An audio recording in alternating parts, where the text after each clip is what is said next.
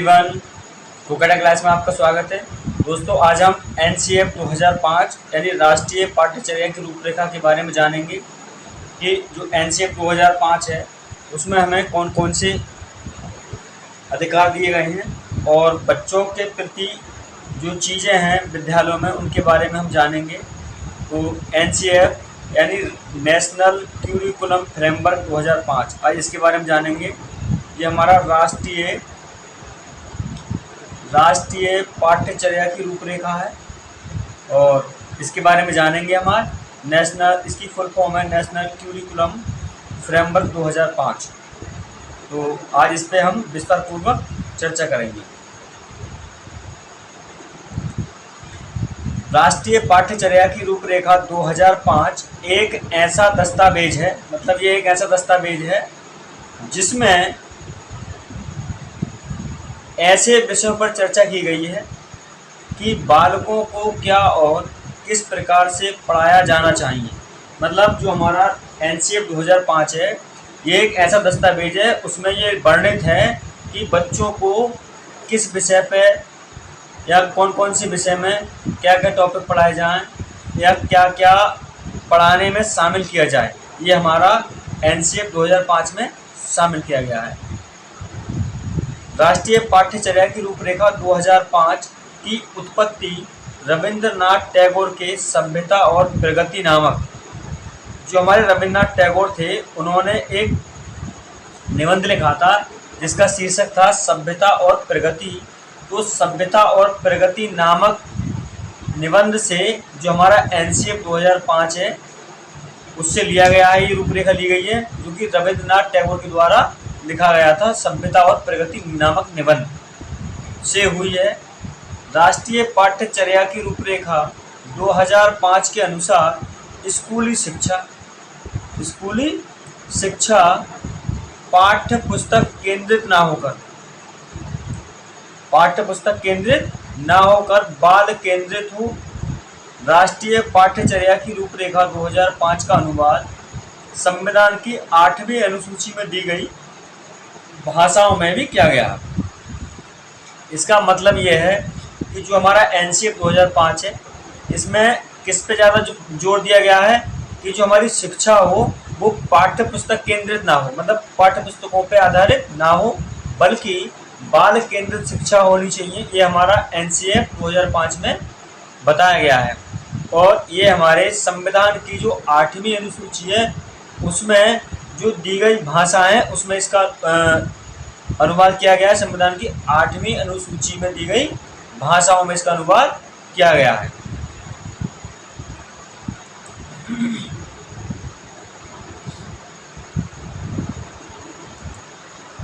NCF 2005 को professor Yashpal की अध्यक्षता में तैयार किया गया। जो हमारा एनसीएफ 2005 है ये एक प्रोफेसर यशपाल जी थे, उनकी अध्यक्षता में से तैयार किया गया। एनसीएफ 2005 के मार्गदर्शी सिद्धांत, मतलब इसमें जो सिद्धांत दिए गए हैं वो कौन कौन से सिद्धांत हैं। तो सबसे पहला सिद्धांत है हमारा ज्ञान को स्कूल के बाहरी जीवन से जोड़ा जाए। कहने का मतलब ये है जो हमारा ज्ञान है तो जो स्कूल के बाहर का जीवन होता है तो उसे बाहरी ज्ञान से भी जोड़ा जाए। ये हमारा एनसीएफ 2005 में ये इसके मार्गदर्शी सिद्धांत है कि स्कूली ज्ञान को बाहरी ज्ञान से भी जोड़ा जाए। ज्ञान को स्कूल के बाहरी जीवन से जोड़ा जाए। दूसरा है पढ़ाई को रटने की प्रणाली से मुक्त किया जाए।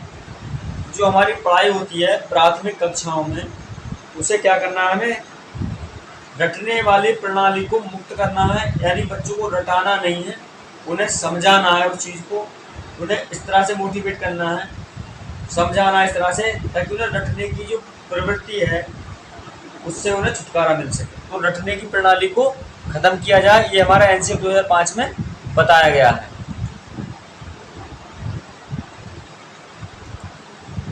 पाठ्यचर्या पाठ्य पुस्तक केंद्रित ना हो।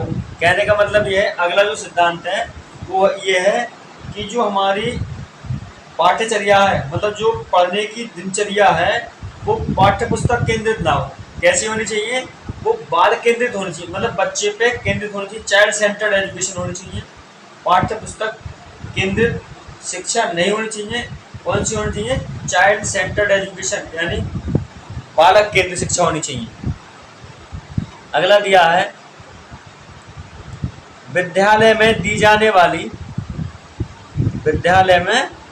जाने वाली शिक्षा को विभिन्न प्रकार की गतिविधियों से जोड़ा जाए।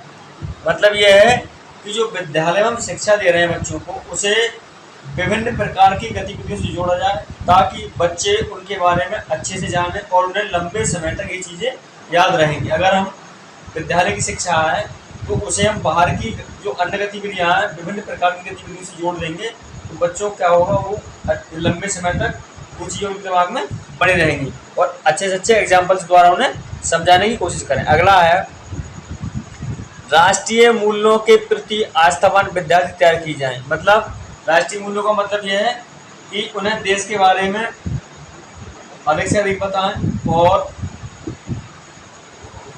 राष्ट्र के प्रति उनकी जो भावना है, राष्ट्र के प्रति भावना का विकास हो ताकि एक अच्छे राष्ट्र का निर्माण करें वो, क्योंकि किसी भी देश के जो युवा होते हैं वो उस देश के भविष्य होते हैं। तो इन्हीं कारणों से उन बच्चों में राष्ट्रीय मूल्यों के प्रति आस्थावान तैयार कर सकते हैं। ऐसे विद्यार्थी हम तैयार कर सकते हैं।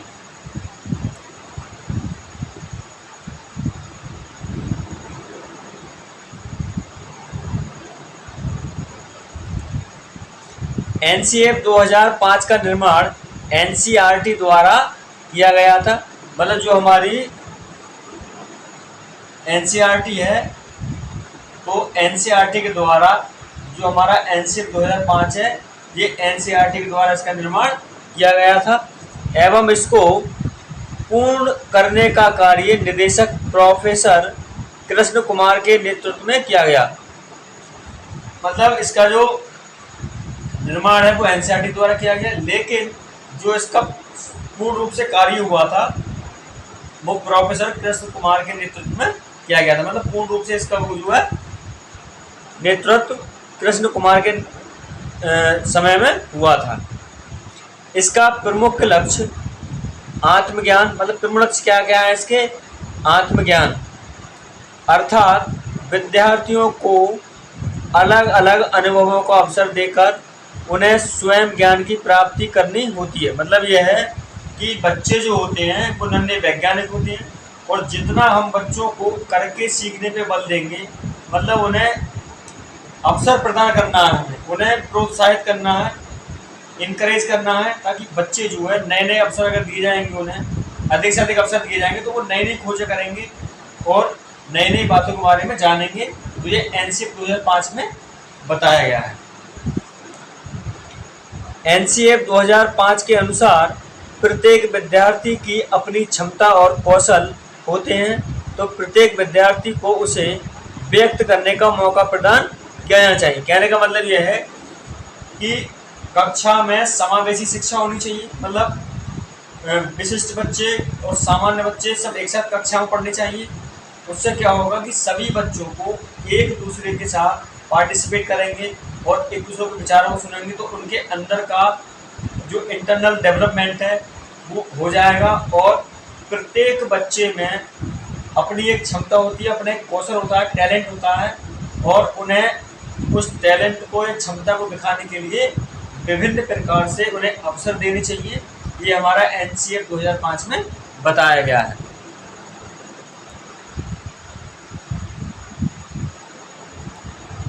एनसीएफ 2005 के प्रमुख सुझाव, जो प्रमुख सुझाव हैं एनसीएफ 2005 के वो निम्न प्रकार हैं। तो बात करते हैं पहले सुझाव की। किसी भी प्रकार की सूचना को ज्ञान मानने से बचा जाए। मतलब यह है कि एनसीएफ तो बन गया, अगर किसी ने ये कह दिया कि भाई ये वाला काम कर लो तो आपको, मतलब जब तक आप उसे जांच परख न लें तब तक आप उस पर विश्वास ना करें। तो किसी भी प्रकार की अगर सूचना आती है तो उसे ज्ञान मानने से मतलब उसे ज्ञान ना माने। कहने का मतलब ये अंधविश्वास से बचा जाए। अगला है विद्यार्थियों को दी जाने वाली शिक्षा में शिक्षण सूत्र होने चाहिए। मतलब जो हमारे स्टूडेंट हैं, विद्यार्थी हैं, छात्र या छात्राएं हैं, उन्हें हम जो ज्ञान दे रहे हैं तो उनमें कुछ हमारे शिक्षण सूत्र हैं, उनका प्रयोग होना चाहिए। जैसे पहला है हमारा ज्ञात से अज्ञात की ओर, ज्ञात से अज्ञात की ओर, और दूसरा है मूर्त से अमूर्त की ओर। आदि शिक्षण सूत्रों का अधिक से अधिक प्रयोग किया जाए। कहने का मतलब ये ज्ञात, पहले अगर हमें कोई चीज ज्ञात है तभी हम अज्ञात की ओर जाएंगे। और मूर्त का मतलब होता है मूर्त से अमूर्त की ओर। मूर्त का मतलब होता है जो चीज हमारे सामने है, जो चीज हमारे सामने है। तो जो हमारी पूर्व संक्रियात्मक अवस्था होती है उसमें हम अमूर्त चिंतन मूर्त चिंतन करते हैं। अमूर्त संक्रियात्मक अवस्था में मूर्त चिंतन होता है, मतलब चीजों को देख करके हम उनके बारे में सोचते हैं। और औपचारिक जो संक्रियात्मक अवस्था होती है उसमें क्या होता है, क्या अमूर्त चिंतन करना बच्चा स्टार्ट करता है। ये जीन पे ऐसा आपने अपने कॉग्निटिव डेवलपमेंट में कहा था, यानी संज्ञानात्मक विकास में चीजें बताई थी।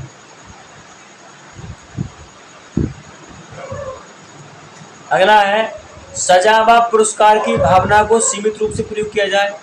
कहने का मतलब ये है अगर हम बच्चे को सजा या पुरस्कार दे रहे हैं तो उसका जो प्रयोग है वो सीमित रूप से किया जाना चाहिए। मतलब उसे जो है हमें ना तो ज़्यादा सजा देनी है बच्चों को और ना ही पुरस्कार देना है, ताकि वो बच्चे डिमोटिवेट ना हो। अगर हम किसी बच्चे को बार बार पनिश करेंगे, पनिशमेंट देंगे, तो बच्चा डिमोटिवेट होने लगेगा। और अगर किसी कक्षा में अगर जैसे मान लो 100 स्टूडेंट हमारी क्लास में, और अगर हम उनमें से 10 बच्चों को बार बार पुरस्कार देंगे छोटी से छोटी उपलब्धि पर, तो उस क्लास का माहौल खराब हो जाएगा और बच्चे डिस्करेज होने लगेंगे।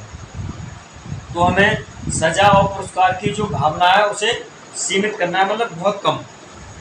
अगला है सह शैक्षणिक गतिविधियों में बच्चों के अभिभावकों को भी जोड़ा जाए। मतलब जो बच्चों के माता पिता होते हैं, जो हमारे स्कूल में शैक्षणिक गतिविधियाँ होती हैं उनमें जो माता पिता होते हैं उन्हें भी पार्टिसिपेट के लिए बुलाया जाना चाहिए और उन्हें भी उस चीज़ से जोड़ा जाए, ताकि उन्हें बीच बीच में अपने बच्चों की शिक्षा का फीडबैक मिलता रहे और अपने वो सवाल भी कर सकें, जो शिक्षक गण हैं उनसे बता सकें कि हमारे बच्चे को ये चीज़ दी जाए। तो इसलिए अभिभावकों को जोड़ना इससे बहुत ही लाभकारी सिद्ध होगा। अगला है एनसीएफ 2005 बिना बोझ के शिक्षा पर जोर देता है। कहने का मतलब यह है कि जो हमारा सिलेबस है या जो हमारा कोर्स है, किताबें हैं, एनसीएफ 2005 ये कहता है कि उस बोझ को कम किया जाए। एनसीईआरटी ने ये एनसीएफ 2005 जब बनाया तो इन सारे मुद्दों पे, इन पहलुओं पे विशेष चर्चा के दौरान ये सारी बातें बताएं कि जो हमारा कोर्स है उसे उसका बोझ कम किया जाए।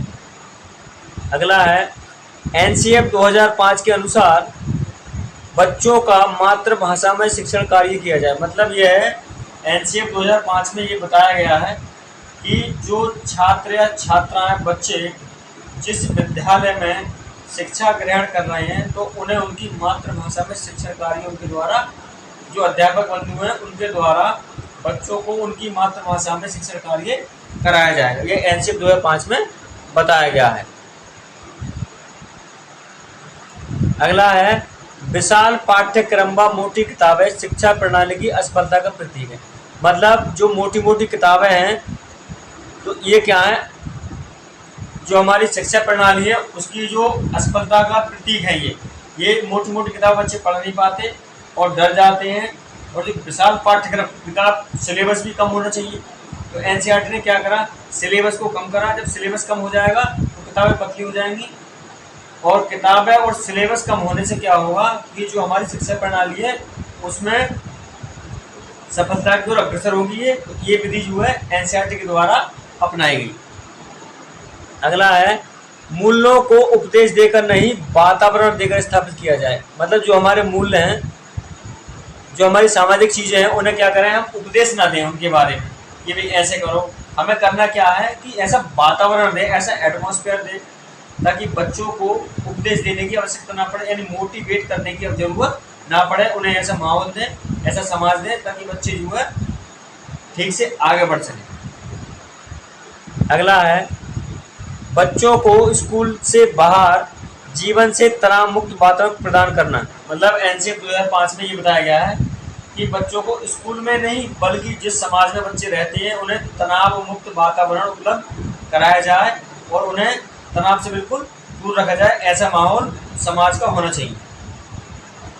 अगला है पुस्तकालय में बच्चों को स्वयं पुस्तक चुनने का अवसर दें। मतलब यह है कि जिन विद्यालयों में जो लाइब्रेरी होती है, पुस्तकालय, वहाँ क्या कुछ जगह होता है कि बच्चों को अपनी मर्जी से पुस्तकें चुनने को नहीं दी जाती। यानी हमें करना क्या है कि बच्चों को अधिक से अधिक अवसर देना है ताकि वो नए नए एक्सपेरिमेंट प्रयोग कर सकें और अपनी प्रतिभा को जागरूक कर सकें, यानी प्रकट कर सकें।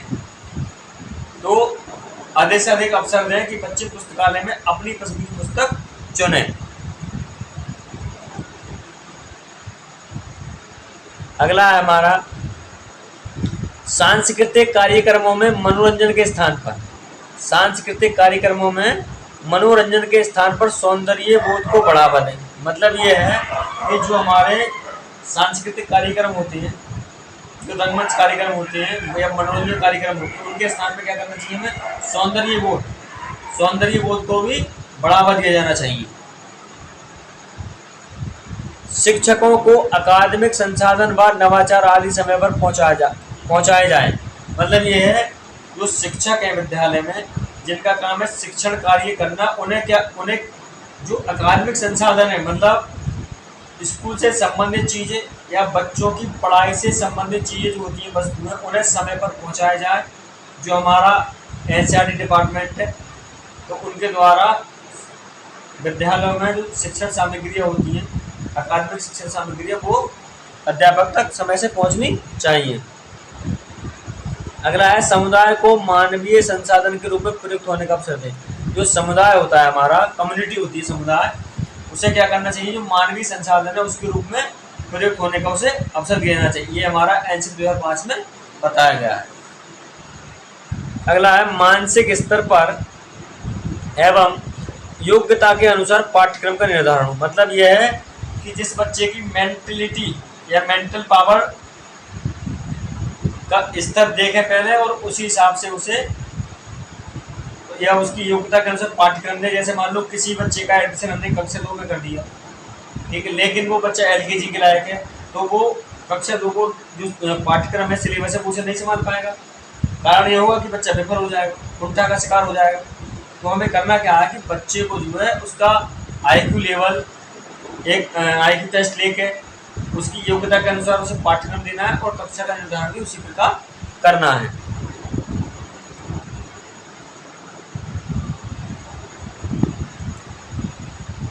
शांति शिक्षा को बढ़ावा, महिलाओं के प्रति आदर एवं जिम्मेदारी का दृष्टिकोण विकसित करने के कार्यक्रम का आयोजन करना। मतलब यह है तो शिक्षा होनी चाहिए, उसमें शांति शिक्षा को बढ़ावा दिया जाए और महिलाओं के प्रति आदर एवं जिम्मेदारी का दृष्टिकोण विकसित करने का कार्यक्रम का आयोजन करना। कहने का मतलब यह है कि हमारे समाज में महिलाओं को अधिकार दिए गए हैं कि उन्हें, मतलब महिलाओं को बराबर का अधिकार दिया गया है, क्योंकि डॉक्टर बी आर अम्बेडकर ने महिला हिंदू कोड बिल जब वो लेकर के आए थे, तो ये सारे जो अधिकार हैं महिलाओं के लिए, ये महिला हिंदू कोड बिल के अनुसार ही उन्हें दिए गए हैं।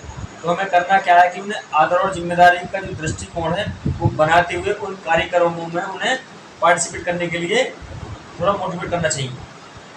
अगला है हमारा बालकों के चहुमुखी विकास पर आधारित पाठ्यचर्या हो। मतलब बालकों के एनसीईआरटी 2005 ये कहता है कि बच्चों को अधिक से अधिक बच्चों का विकास करना है हमें, और बालकों के, बच्चों के, छात्रों के चहुमुखी विकास के लिए हमें सब कुछ बच्चों के विकास के लिए करना है और उन्हीं के अकॉर्डिंग हमें पाठ्यचर्या या जो हमारा पाठ्यक्रम है उसी प्रकार से बनाना चाहिए।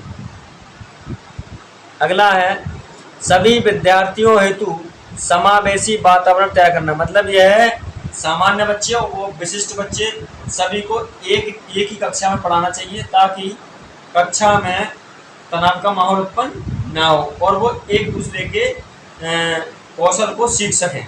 ये हमारा एनसीईआरटी 2005 में बताया गया है।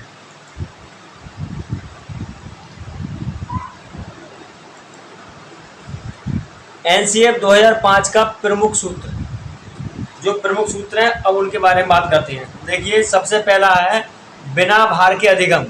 एनसीईआरटी 2005 में कहा गया बिना भार के हमें अधिगम करना है, मतलब बिना भार के, बिना बोझ उठाए हमें सीखना है। ये एनसीईआरटी 2005 में बताया गया है। दूसरा है एनसीईआरटी 2005 में शिक्षक के प्रति दृष्टिकोण शिक्षक ज्ञान का स्रोत नहीं है। मतलब ये है कि एनसीएफ 2005 में ये बताया गया है कि आपका ये दृष्टिकोण नहीं होना चाहिए कि जो शिक्षक हैं वो ज्ञान का स्रोत नहीं है, बल्कि आपका दृष्टिकोण ऐसा होना चाहिए कि शिक्षक ही ज्ञान का स्रोत होते हैं। ये हमारा दृष्टिकोण होना चाहिए।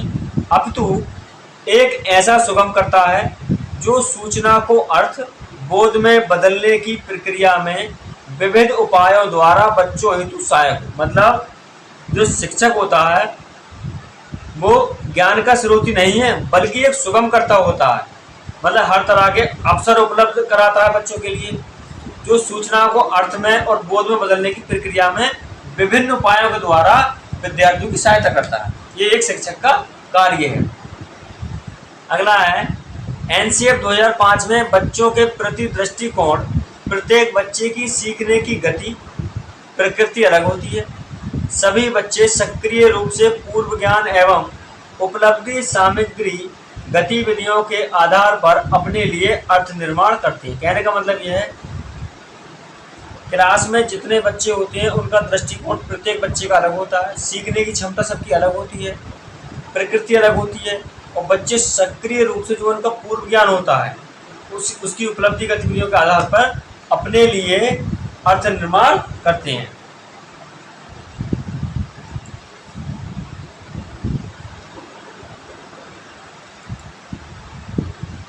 एनसीएफ 2005 से संबंधित महत्वपूर्ण प्रश्न, जो हमारे प्रश्न बनते हैं एनसीएफ 2005 से संबंधित, उन्हें देखते हैं। एनसीएफ 2005 में किसकी समझ प्राप्त होती है। मतलब जो एनसीएफ 2005 है 5 में किसकी समझ प्राप्त होती है, तो देखिए होती है रचनावाद की समझ प्राप्त होती है। इसका सही उत्तर है रचनावाद। अगला है एनसीएफ 2005 के अनुसार एक शिक्षक की भूमिका कैसी होनी चाहिए। जो शिक्षक होता है उसकी भूमिका कैसी होनी चाहिए, तो इसका सही उत्तर है सुविधादाता की भूमिका होनी चाहिए। एनसीएफ 2005 में बताया गया है कि जो हमारा शिक्षक होता है तो उसकी जो भूमिका होती है वो एक सुविधादाता या सुगमकर्ता की होनी चाहिए। ये एनसीएफ 2005 में बताया गया है।